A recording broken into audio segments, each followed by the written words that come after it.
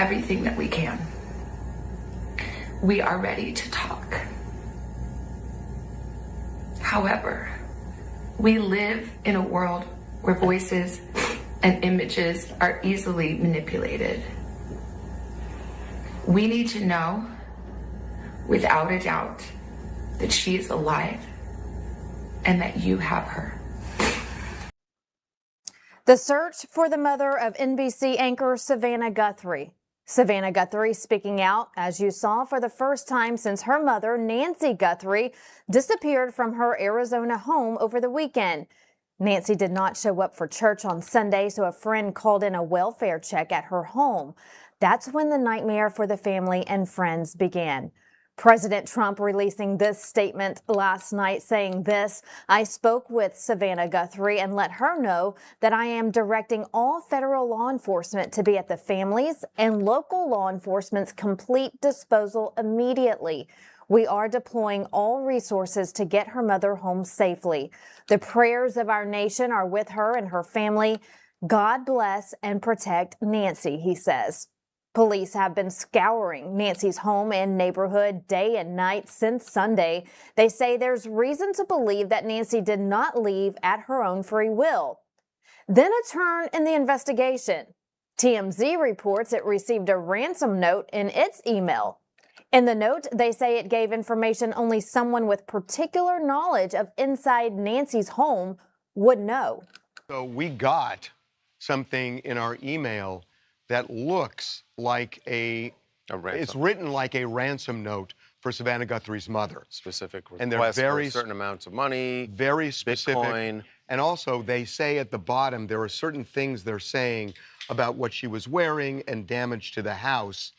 That as they're if clearly saying to verify that it's us. We know what we're talking about here. So we've contacted the Sheriff's Department and we want to get them this letter. We had a little trouble getting through to the right person, but the person we spoke with is now forwarding this to somebody in the Detective Bureau. So if my phone rings, I may have to stop and... What's interesting is, you know, there was just a news conference that just ended with the sheriff, and he was asked about, and we're going to do this segment in a few minutes, but he was asked about a ransom note, and he just said, "We're following all leads." Yeah, and this it's again, we don't know if this is legit, right. if it's authentic or not, but they're when you read it, they're acting as if, yeah, only we would know these things, right. And we're serious, and there's a dollar demand and an or else in there. Mm-hmm. So we will let you know as this thing kind of develops. Well, that note has raised concerns. Authorities are investigating if it's real. Then late last night, SAVANNAH and her siblings released this video message. On behalf of our family, we want to thank all of you for the prayers for our beloved mom, Nancy.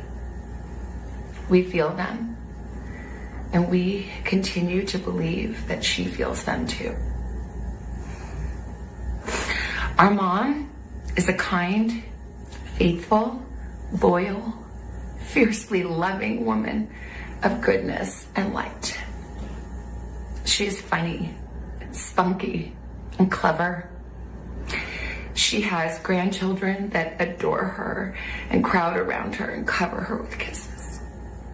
She loves fun and adventure. She is a devoted friend. She is full of kindness and knowledge. Talk to her and you'll see. The light is missing from our lives. Nancy is our mother. We are her children. She is our beacon. She holds fast to joy in all of life's circumstances. She chooses joy day after day, despite having already passed through great trials of pain and grief. We are always going to be merely human, just normal human people who need our mom. Mama, if you're listening, We need you to come home.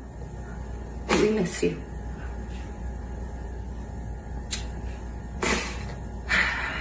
Our mom is our heart and our home. She is 84 years old. Her health, her heart is fragile. She lives in constant pain. She is without any medicine. She needs it to survive. She needs it not to suffer. We too have heard the reports about a ransom letter in the media. As a family, we are doing everything that we can. We are ready to talk. However, we live in a world where voices and images are easily manipulated. We need to know, without a doubt, that she is alive and that you have her. We want to hear from you, and we are ready to listen. Please reach out to us. Mommy, if you are hearing this, you are a strong woman. You are God's precious daughter, Nancy. We believe and know that even in this valley, He is with you. Everyone is looking for you, Mommy, everywhere. We will not rest. Your children will not rest until we are together again. We speak to you every moment, and we pray without ceasing, and we rejoice in advance for the day that we hold you in our arms again. We love you, Mom. Love you, Mom. We love you, Mom. Stay strong. We love you, Mom. We love you. Hard to hear that. This morning, the investigation remains active and fluid. Interviewing neighbors, canines are now on the property. Police are doing the best they can, and we all pray for the well-being of Nancy Guthrie. Well, the National Prayer Breakfast is taking place right now at the U.S. Capitol. It's a long-standing annual gathering of U.S. and international leaders to pray and reflect together. President Trump has just taken the stage. Let's go there live. He was a divider. And believe it or not, we're bringing the country together. You know what's bringing it together? Tremendous success. We're having tremendous success. We have more investment being made in our country now than any country has ever had by many times. You go back 10 years, a certain country, not us, $3 trillion. We have in 11 months, because the 12th month is coming out next week, we have $18 trillion of investment coming in. The biggest ever was 3 many years ago. And one of the reasons for it is Secretaries Doug Burgum and Doug Collins. They are drilling like, you know, my whole thing was drill, baby, drill. Where are they sitting? I love those two guys. Come on, stand up. And is Catherine there? That's Catherine. Yes. Hi, Catherine. Chris. What they are drilling like nobody. I spoke with Chris yesterday, Doug. I said, how we do? Sir, we're drilling more oil than anybody's ever drilled by double, right? By double. We're doing it. That's why I was in Iowa last week with the farmers who were doing very well. We just handed them $12 billion out of tariff money because they were taken advantage of by foreign countries, various foreign countries. And I said, how much was it that they got hurt for? $12 billion. I said, good, let's write them a check. I gave the farmers $12 billion.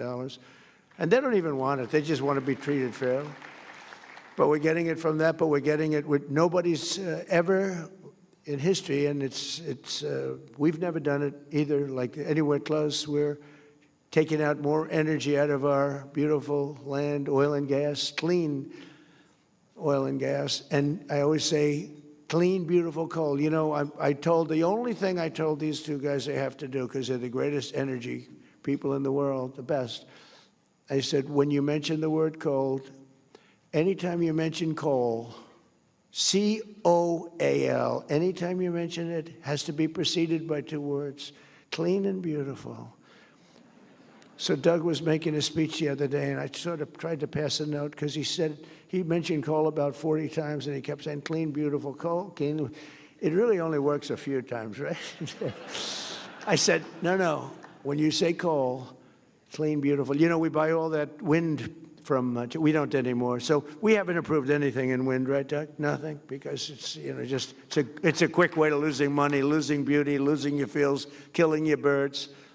And other than that, it doesn't work.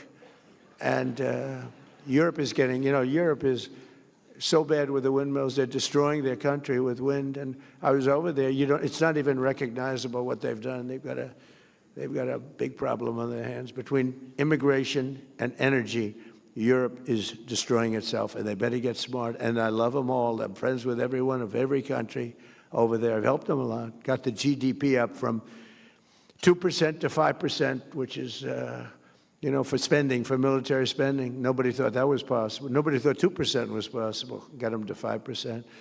But it's not recognizable, Europe. If you go through the different cities, it's a very sad thing. And I tell it. I went over to Davos. They invited me. And when I left, they said, that may have been the stupidest invitation we ever gave to somebody, Switzerland. But they have to, I just say it like it is, they're destroying their country. Their energy is ridiculous, what they've done, and the immigration is, I'm telling you, it's a place where many of these countries are not recognizable, and I'd like to see them straighten it out. Very soon, it's going to be impossible for them to straighten it out. We have our director of national and international intelligence, Tulsi Gabbard, who's doing a great job. Where's Tulsi?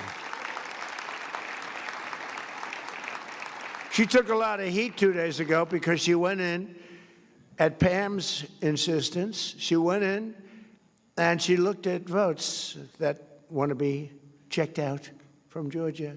They say, why is she doing it? Right, Pam? Why is she doing it? Because Pam wanted her to do it. And you know why? Because she's smart. And they said, well, this has to do, her position has to do, it's really not so, but her position has to do with international. I say, well, the same people that said that, they've been saying Russia has been screwing our elections, okay? So let's assume Russia had something to do with it. They say, no, Russia didn't have. So now they're saying Russia had nothing to do with it. Because if I say Russia, that it's perfectly fine. But you could add China and about 5 other countries to it. But she's done a great job, and Pam has done a fantastic job, and we appreciate it both. I haven't seen you in a couple of days. And I have one of the greatest negotiators. I'm so proud of him. He's a great negotiator. He's smart and respected by everybody. Jameson Greer, U.S. Trade. Where is Jameson? He's around here someplace. Thank you, Jameson. Boy, he's good. We have a great team. We have a great economic team, a great military team. We have Raisin Cain helps Pete. Raisin Cain, General Cain. He wiped out ISIS in 3 weeks. I was told by General Mattis and General Milley, sir, it will take 5 years. I said, what? Sir, it'll take 5 years. I said, you mean we have the best equipment in the world, and we're finding guys that use bad rifles, knives preferably. They're very good with a knife, but a knife shouldn't do it. And I said, why? And I flew over to Iraq, and I met a guy named Cain. I came out of the plane, and there's a handsome general standing there. I had 3 generals. I went there to find out why the hell we couldn't win the war. Why aren't we winning the war against ISIS? They've been, playing games with us. So I wanted to see, and that's where I met Raisin Cain. I said, what's your first name? Raisin, sir? They call me Raisin. I said, what the hell kind of a name is that? Right? We've learned a lot about him. Now we get it. In his very quiet manner, he's brutal. Just ask Venezuela. Ask Iran. They're negotiating now. They don't want us to hit them. We have a big fleet going over to Iran. But so Raisin was there at the bottom of the plane. What's your name? Raisin. What's your last name? Cain. I said, so your name is, let's get this straight. Your name is Raisin Cain, right? Yes, sir. That's what they call me. You're the guy I'm looking for. And then he said, sir, if you'd like, you can go and sleep. You know, it's a 20-hour trip. If you'd like, you can go and sleep. We have quarters prepared for you. I said, no, I don't have to sleep. I've been on a plane sleeping for I'm sleeping on the plane. I don't sleep on planes. I don't like sleeping on planes, you know. I like looking out the window watching for missiles and enemies, actually. But he said, sir, we have a place prepared for you, and we can meet after you've rested. I said, no, let's go right now. So we did that. And I said to him, they tell me it's going to take 5 years to defeat ISIS. No, sir. I said, well, how long would it be, General Kane? Sir, we can do it in 4 weeks. I said, what? We can do it in 4 weeks, sir. And I should have maybe a couple of weeks left over. I mean, you can do it in less than 4 weeks? Yes, sir. I said, well, how come they tell me, our television generals, as I call them, two very poor generals, I mean, these guys, they look nice, they were nice guys. They didn't have what it took, believe me. Yeah, some people have that. They don't have what it takes no matter what. I said, how come they tell me it's 4 to 5 years? And he said, well, I don't want to speak badly about anybody, so I'd rather not comment on that. I found that to be nice, okay? But I said, all right, tell me how you're going to do it. Well, sir, we use this one base here, and we're hundreds of miles away. And by the time the planes get to the target, they have to come back and refuel, and we're too far. I said, why do we do that? Because we don't want to offend any of the other countries. I said, we have a lot of portable airports, right, Pete? We have portable airports all over the Middle East, runways that are portable. You put them down, you take them up. We have equipment. Nobody has the stuff we have. We have airports that look better than Kennedy Airport. And they're built in sand. And it took us about 2 minutes to build them. No, the equipment is incredible. You can land any plane on them, right? Portable. And we've got many of them, sir. We have to use them. I said, why don't we? Because we didn't want to defend, offend another country. I said, let me ask you a question. You're in the middle of the desert. Would another country know if we're taking off from some strip in the desert? They would have no idea, sir. They don't have radar. They don't have anything. So he explained it. So we want to hit them, sir, from 17 different locations. And we want to hit them left. And we hit them, and here we go. And we want to hit them right. Sure, and we want to hit them from the top, and we want to hit them from the bottom. East, west, north, south. Sir, they won't know what the hell hit, and we'll knock them out. We did it politically correct. 5 years, we'd call up the country head, and we'd tell them, we'd like to attack ISIS today. As soon as the call was made, they'd call ISIS and tell them, you're going to be attacked, get the hell out of it. This is what we were doing for years, but not with Raising Cane and not with Pete Hegseth, right, Pete? We don't do that. And we have a little different method. So I went back to Washington and I said, this guy, he said, and then I checked up on him and he was so respected. I said, he's really respected. And I called him back. I said, General, go at it. Do good luck. God bless you. And he said, I say that to the people going out every time. And they say it when we give the okay for the attack on Venezuela or the attack on Iran. He says, I say, we all say, we're all in a room together watching. We watch it. We watch these attacks. We always say, God bless you. Have a safe journey. It's a dangerous journey. These are dangerous journeys. Flying through the middle of Iran, they know you're coming, and you're in a B-2 bomber, the most incredible thing, and they weren't able to see it because it's stealth. So good, we ordered 20 more of them, brand new, updated version. I actually said, don't get the updated, just take the one you have. They said, no, sir, the new one's even better. We have a military, nobody has a military like we do. I rebuilt it, by the way, during my first term. I mean, I think it's one of the best things I did. I rebuilt the military during the first term, and now we're really rebuilding the military, right? But the bottom line, I called him, I said, so you think you can do it, General? Yes, sir, I can do it. And it was over in 3 weeks. It was incredible, and I mean over. And then the election's rigged, and I wasn't there, and for 4 years, ISIS rebuilt. and they have a little bit of ISIS now again. And we knocked the hell out of them the other day in Nigeria because they were killing Christians. You know about that. They were killing Christians. So you can't do that. When Christians come under attack, they know they're going to be attacked violently and viciously by President Trump. I know it's not a nice thing to say, but that's the way it is. So we're also delighted to welcome visiting leaders and dignitaries from more than 110 countries. They're here, and including one of my favorite people, President Bukele of El Salvador. He has been so incredible. He has been such a great ally of this country. Thank you very much. Such a great ally.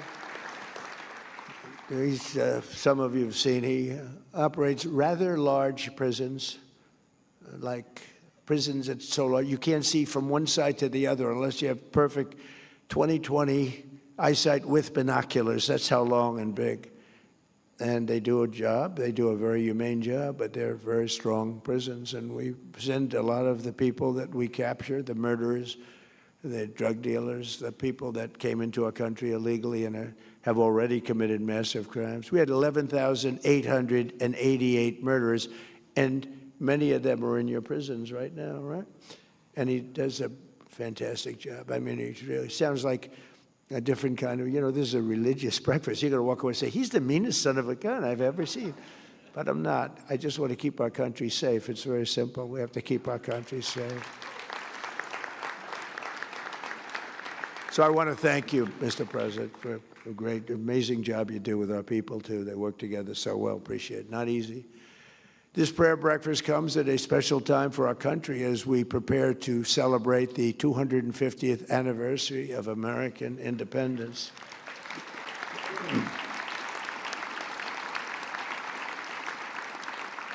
And we're also very shortly going to have the Olympics and the World Cup. And, you know, I got them. I was the one that got the Olympics, and I was the one that got, and I was so upset because I got them. I tried to move them up, but I couldn't.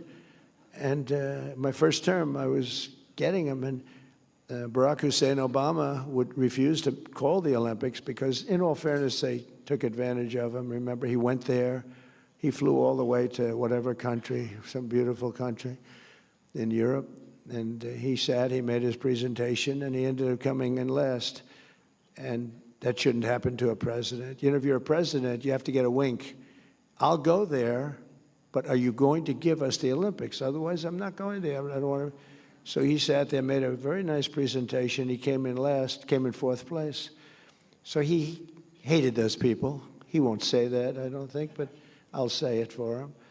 And so he refused to be involved with the Olympics. I got a call from Democrats. The Democrat mayor of Los Angeles called me.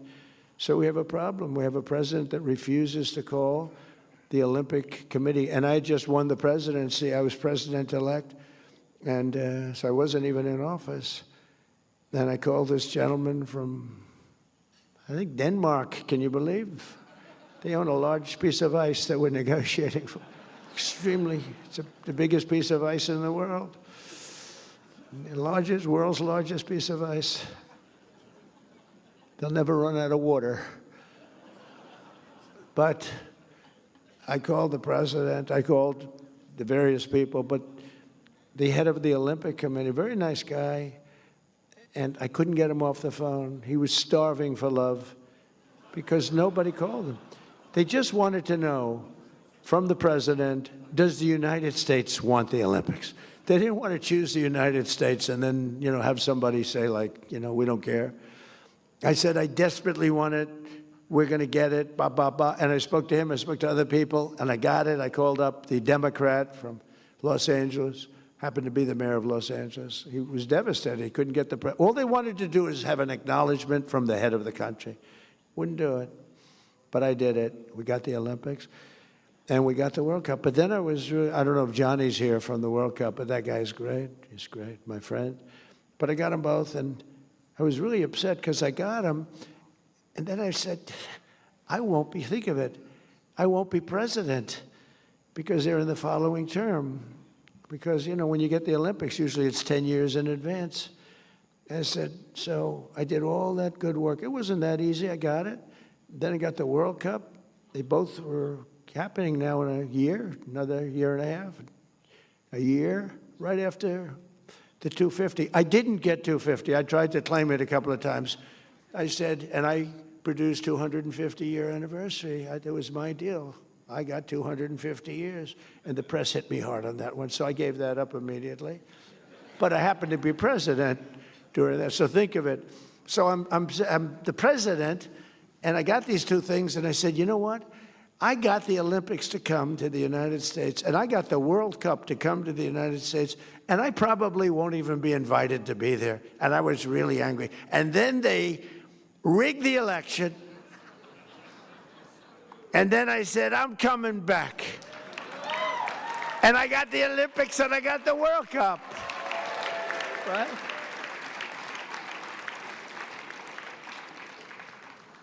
And at some point, I'm going to get right back onto the teleprompter, and you're going to say, that was a wonderful speech.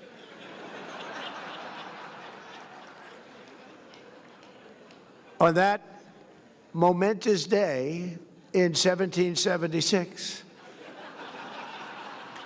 This is so much easier. You know, it takes real talent to do the other.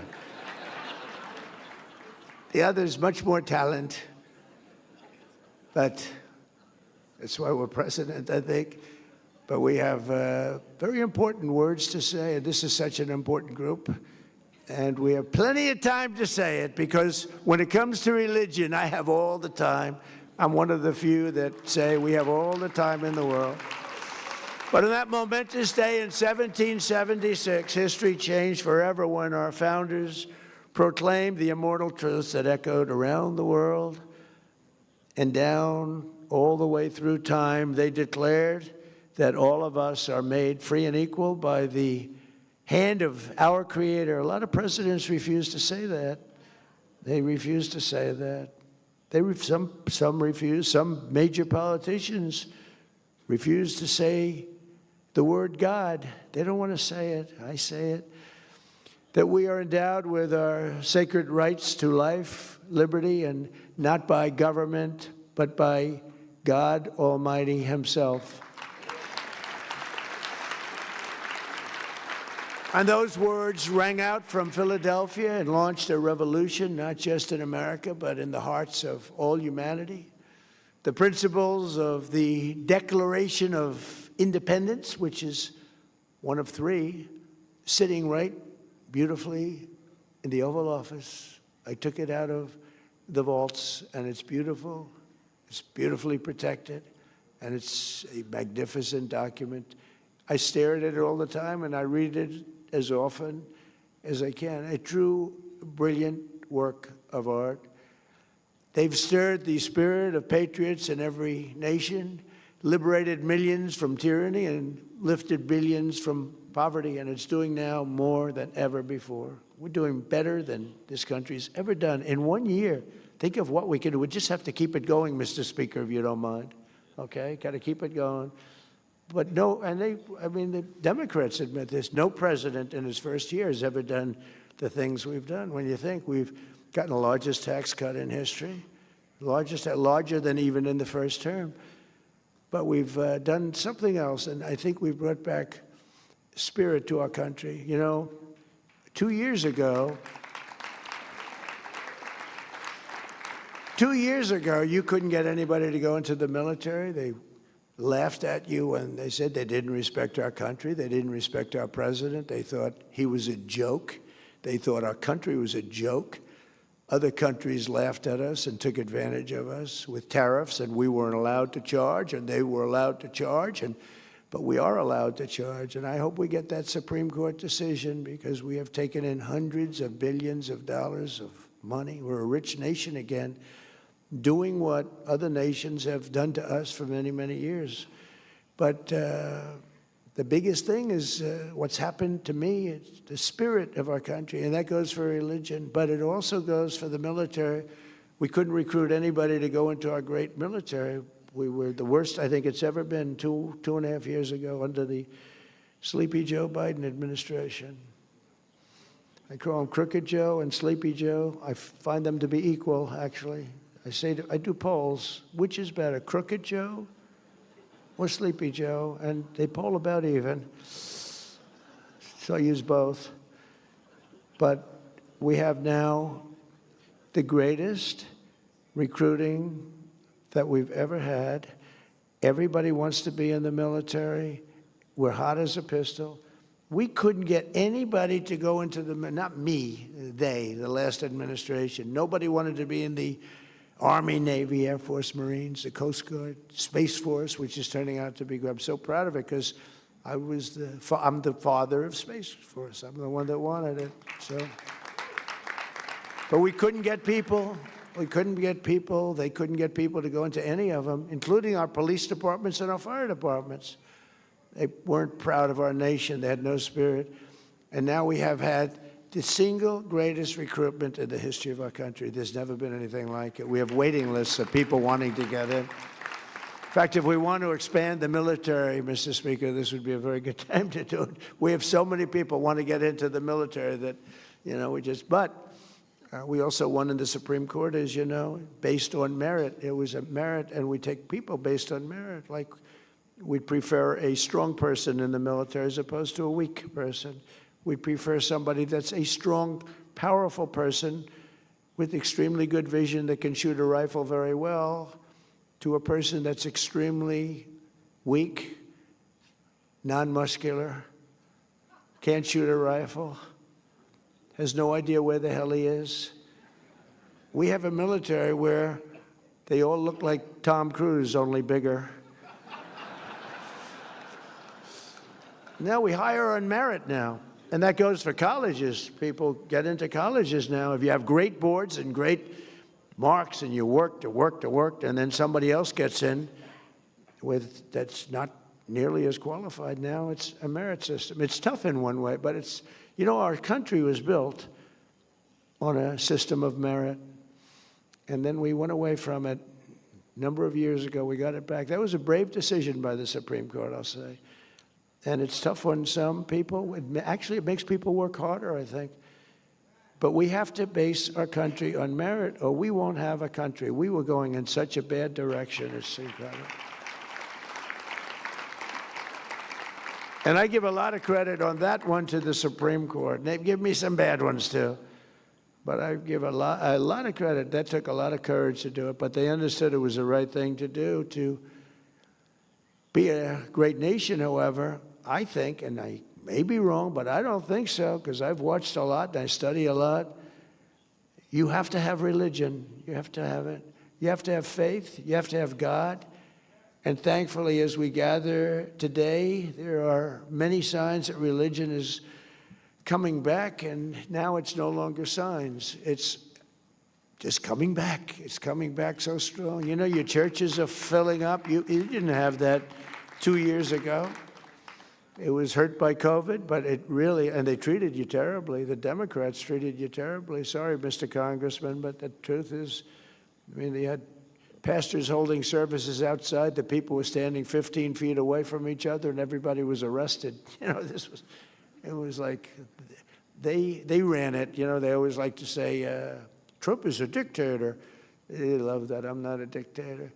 But they were like dictators. They were like the Gestapo. They were arresting people for going to church, and they were arresting people and treating people like horribly. And I made a lot of amends to those people. Those people were treated very badly for wanting to go to church. It had a huge impact, negative impact on churches, but the churches are now coming back stronger than ever. Nobody's ever seen anything like it, actually. So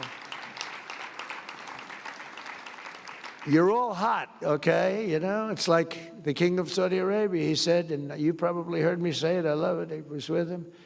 And he said, a year and a half ago, he said, a year and a half ago, he said, we thought your country was dead. And now you have the hottest country anywhere in the world. We're the hottest country anywhere in the world right now. Nobody even close. I think you can say that, El Salvador is very hot, but I think we can say that, right? We have the Congo here. I don't know. The Congo is hot. We just ended a war. One of our 8 wars that we ended, right? He's a great guy, too. He's a great guy. You talk about people that suffered. Those people suffered. In 2025, more copies of the Holy Bible were sold in the United States than at any time in the last 100 years. Now, how about that? How about that? Did you know that, Mr. Speaker? You know, Mike Johnson's a very religious person, and he does not hide it. He'll say to me sometimes at lunch, "Sir, may we pray?" I say, "Excuse me? We're having lunch, you know, in the Oval." It's okay with me, but he's a very religious person, and he is popular, and he's doing an unbelievable job. So I think God is watching over you. God is watching over him. I don't know about me, so I hang around with him because I feel I'm protected a little bit. In the last 12 months, young Americans attended church at nearly twice the rate as they did 4 years ago.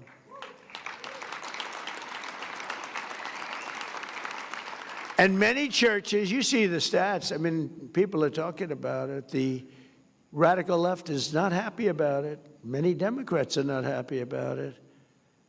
This, by the way, will be the last year the Democrats show up to this event, I tell you. But I got to say, how the hell do you vote for these people?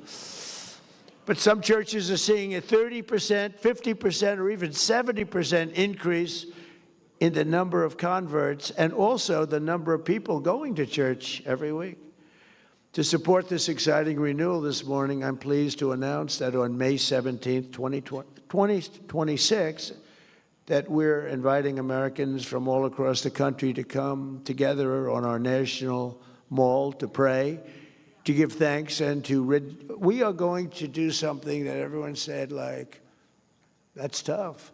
We're going to rededicate America as one nation under God. You know, a lot of people...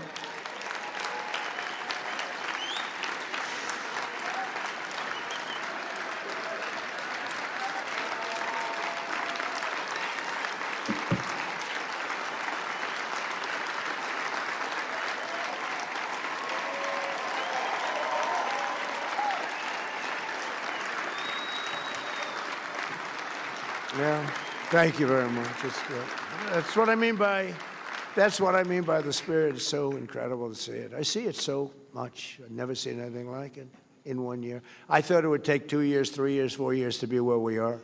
We've done it in, I mean, really 10 months. We're at 12, but now it's just getting to a level that we've never reached before as a country. But that includes religion. I mean, and maybe that's part of the reason that we're doing so well. There's such great spirit. It's all spirit, and it includes religion. I've always said, you just can't have a great country if you don't have religion. You have to believe in something. You have to believe that what we're doing, there's a reason for it. There has to be a reason for it. We're all working and we're behaving. I mean, I behave because I'm afraid not to, okay? Because I don't want to get in trouble. No, it's such a positive thing, and people are starting to see it, and they go into church, and they're meeting people, and families are developing. It's really, the things are happening in our country right now, and we have to get the bad ones out. We have to do it. We can't let that happen, and we're being very tough in law and order and crime, and I hate to say it, because it doesn't seem to go hand in hand, but you can't have people going to churches and coming out and have criminals taking advantage and doing things that nobody wants to even describe. And that's not happening anymore. You know, Washington, D.C. is a very safe city now. When I took over, Washington, D.C. was a death trap. Many people were being killed. 2, 3 a week, they were being killed. Come in from Iowa to look at the Lincoln Memorial, the Jefferson, the George Washington, the monument, and they called the parents. I'm sorry, sir, your son has been killed. What? Your son has been killed. That doesn't happen. You know, we took out 2,000 monsters out of Washington, D.C. It's not just that we have the troops, and they are central casting. I love them. I think, to me, it looks much more beautiful You walk down the street, you have three guys that are 6'6" and angry-looking people, but they actually are very nice. They're angry when they see criminals, that's all. They get angry. They took Tren de Aragua, and honestly, I don't want to say this, but they beat the crap out of them. They beat the crap out of them. They found that they were doing bad things, and Tren de Aragua didn't want anything to do with these guys. Then we put them in the paddy wagon. We took them back to where they came from. You know that. But we took out over 2,000 hardcore criminals. You know, 2% of the population produces 90% of the violent crime. Think of that. Think of that. And Washington now is a very safe place. I get it all the time. I go into the White House and people that work in the White House come up, "Sir, I want to thank you so much." Young woman, man. They say, "I walk to work." I couldn't have walked to work. I wouldn't have even thought to walk to work before. They walk to work. The place is booming. Restaurants are opening up. The restaurants were almost going to be all closed. They would have been all closed. You couldn't even go. Even if you got there, the restaurant would be robbed with people sitting there. "Hold up your hands, everybody. Give us your money." And then they'd whack people with the butt of a gun. And Washington is a very safe city. We have almost no crime. And it's a miracle, but it took place very quickly. And it's the same thing for every other place we've gone. In Louisiana, New Orleans, I got a call from the governor, Jeff Landry, great guy, great governor. He said, "Could you send the troops? Because I'll tell you what, this place is out of control." I did, and in a period of 2 weeks, we got crime down by 25%. Now it's been about 7 or 8 weeks. We have it down 77%, and within another month, they're not going to have any crime, and they're not going to have any crime in that wonderful city of joy that people go up and down, right? They're not going to have any crime there. It's amazing. Memphis, Tennessee is another one. The mayor works with us. And, you know, it's nice when they work with us. It's just so much easier. Sometimes we can't work with them. Like in Minnesota, they won't work with us, but we've still driven crime down 25%. If we didn't have to fight this horrible governor and this horrible fake mayor, Fry, you know, this is the Constitution of the United States. People don't want to be mugged.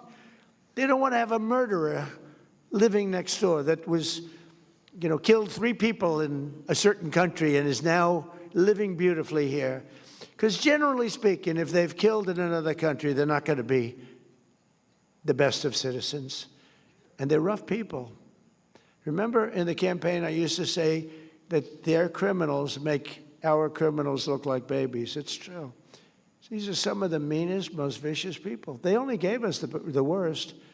They don't send, you know, they're very smart. Guys like the president over here, El Salvador. He's sent us a few. I don't want to talk to him about it. But he sends us some real bad ones. He's not, look, you just say it, we'll do it more positive. Isn't it true that you will not send your good people to the United States? Wouldn't you say? Look at him. He doesn't know. He said, what's going on here? But no, he sends bad people to the United States. And I'm going to talk to him after this. But I love him. He's done a great job, right? They're smart people. And they're very streetwise. You know, when you're running some of these countries in South America, Latin America, you got to be streetwise. You got to be smart. He's very smart, very streetwise. But these leaders of those countries, they're not sending. They cherish their good people. They only send us their bad people. But we have done some job, and we have, in Minnesota, crime's down, just despite that we have to fight these lunatics over there that are stealing money, by the way, also. I believe it's actually a cover-up of the $19 billion at least that they've stolen. I actually think they do this as a cover-up. Under the Trump administration, we're standing strongly behind Americans of faith, stopping the attacks on our values, our traditions, defending religious liberty, like no president. I believe like no president has ever done before. I do believe that. We got rid of the sinister Johnson Amendment so that pastors can speak the truth and they can speak it without having their tax-exempt status revoked. I was with a large group of ministers, pastors, priests, rabbis. We had a group of people that were a great group. And I asked them for help. Paula White was there, remember, Trump Tower at the top of the building, beautiful building. And they were so enthusiastic for the first election. They were so enthusiastic. And I didn't want to be pushy because I'm not a pushy individual. But I didn't want to be overly aggressive. So I figured I'll ask them in the second meeting. So the second meeting came, the similar group of ministers. We had Muslim leaders there. We had everybody there. But there were about 55 of them. Beautiful boardroom on the top floor, tall building, beautiful building in New York. And I said, I'd like to ask, and they were so good. They, sir, we love you, you're great, blah, blah, blah. I figured this was going to be the easiest endorsement I ever got. And I said, I'd love to have your endorsement. And it was like ice. It was like death. I said, what the hell? What happened? And I said, could I ask what's going on? You were really nice, and now you've just clammed up, and you're like scared.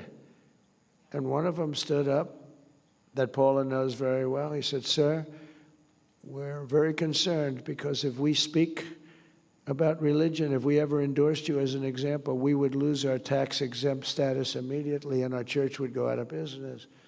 He said, what's that all about? And it was the Johnson Amendment. Lyndon Johnson had a fight with somebody in Dallas or Houston with a minister, and he didn't like him, and they didn't like each other. And the minister thought he was terrible, and I guess he didn't like the minister. And he was a powerful president. He knew how to do things, and he got something passed called the Johnson Amendment, which basically takes away your right of speech.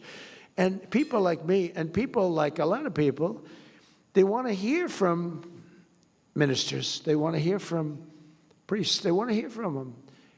And you were restricted from talking about very important things like who to elect. If you said that, you were gone. You couldn't do it, even if you said it in a very nice way because they were going to be better for the church. And we worked hard, and we're going to make that permanent pretty soon, I think, Mike. But we worked hard at getting rid of the Johnson Amendment. It's gone as far as you can say anything you want. Now, if you do say something bad about Trump, I will change my mind, and I will have your tax-exempt status immediately revoked. If I go into one of these churches, we will stop Trump. You ever hear some of these guys? I said, not too many, I can tell you, because we won like 94% of the vote. People got it. People got it. We had a lot of people pretending. They pretended to be very religious, but I don't believe they were.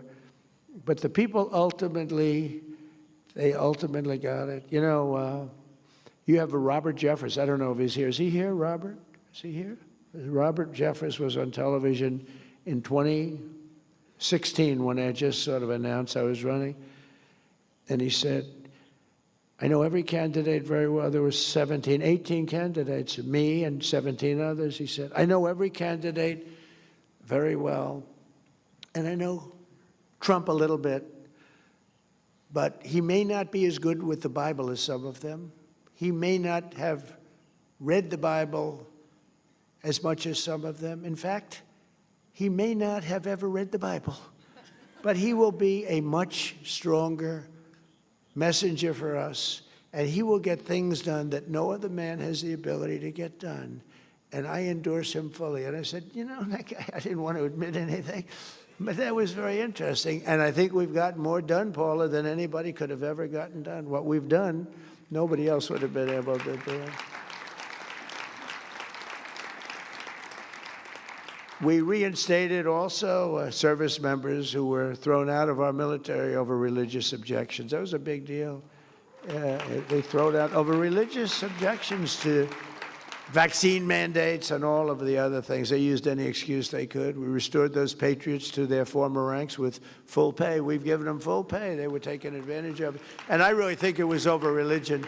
I actually think that they used the vaccines as a way of really punishing people over religion. I don't know how you can vote for these people. I really don't. I don't know how you can. We passed the largest ever expansion of school choice so that every parent has a chance to send their child to a school that shares their values. And today I'm also pleased to announce that the Department of Education is officially issuing its new guidance to protect the right to prayer in our public schools. That's a big deal.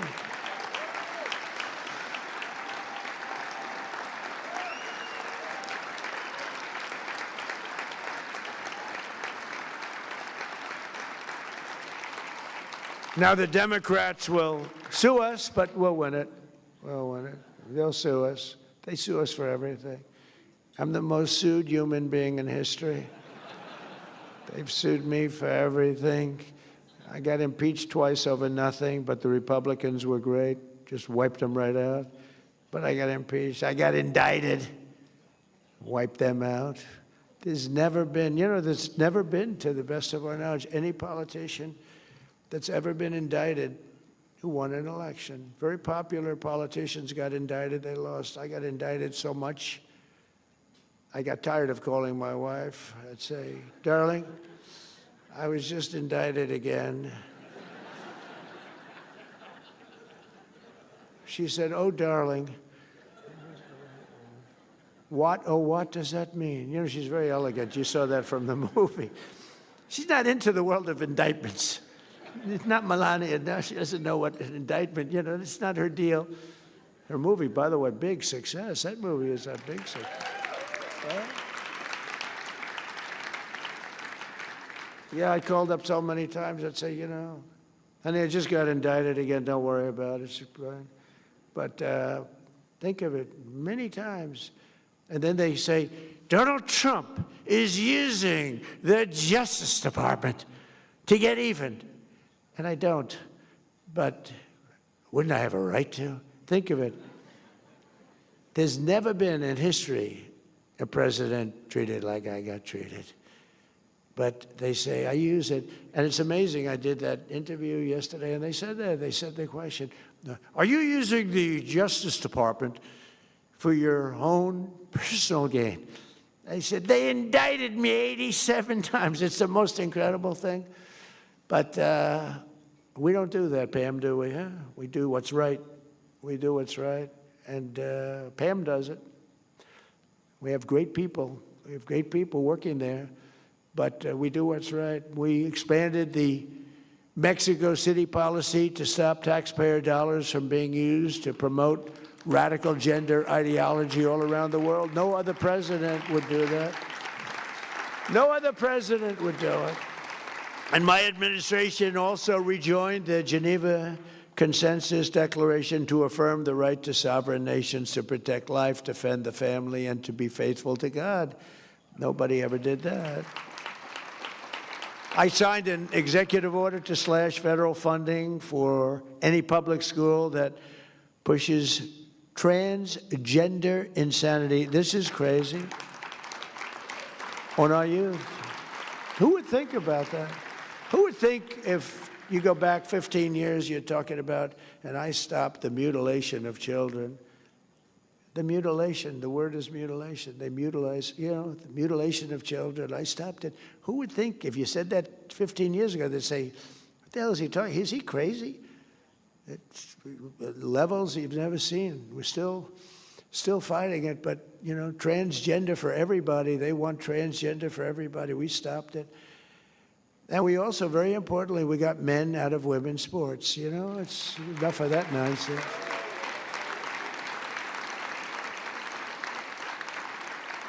We created the White House Faith Office, first time ever, which is its 1-year anniversary this month, and headed up with Paul and Jenny and some incredible people. And we created the Presidential Commission on Religious Liberty. We do a lot. That's a great commission, by the way. That's a phenomenal commission. I signed it. Everybody wanted to be on that commission. That was really something. That was a good sign, too.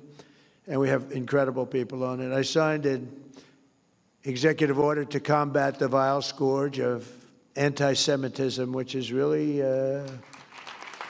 raging, rising. Surprising. Nobody thought they'd see that. Happened very, very rapidly during the 4 years of Biden. And I set up an official Department of Justice task force to eradicate anti-Christian bias, because you do have a lot of that. They don't talk about that. They're always talking about other religions and other different, but a lot of anti-Christian bias, and you see it going in foreign countries. I mentioned Nigeria. There are others. We're hitting them very hard. My administration is confronting head-on the militant and really intolerant campaign that tried to drive religious believers out of public life and out of society. I mean, religious leader, and now religious leaders are respected as much or more as any leader of any type anywhere in the world. Religious leaders are respected again, and that's the way we have to have it. They really are respected again. They were having a hard time. They were having a very hard time. The last 4 years previous to the one that we served, the last 4 years were brutal on religious leaders. They were brave. Some were very brave. Some couldn't take it, and a lot of people understand it. Some were brave, really brave. The Department of Justice recently charged 9 individuals for storming a church in Minnesota during a worship service and trampling on Americans' First Amendment rights. I watched that tape, and that was violent. I saw the people sitting there, Pam, and they were scared. Some were scared and some were holding up their hands like, I believe in God. But they were violent people,